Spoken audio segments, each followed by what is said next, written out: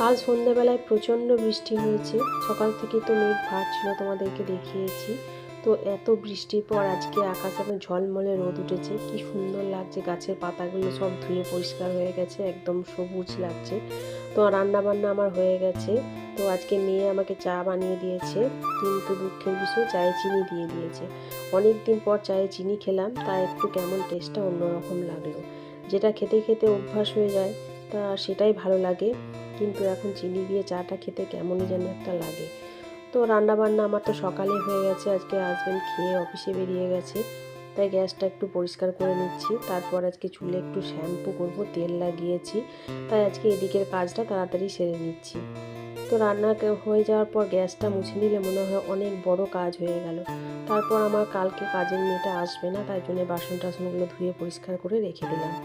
তো পরশুদিন হাঁটতে বেরিয়েছিলাম সন্ধ্যাবেলায়, তো একটা তরমুজ নিয়ে এসেছিলাম, সেটা এখন কাটবো, দেখি কেমন হয়। তরমুজটা লালই ছিল, কিন্তু মিষ্টি কম। এখন সেভাবে তো গরম পড়েনি। তো এই যে দেখো, এগুলো আমার মেয়ে যে কালার করেছে। তো হান্ডিটাতে আমি জেড প্ল্যান লাগিয়েছি, আর বাকিগুলোতে হচ্ছে মানি প্ল্যান।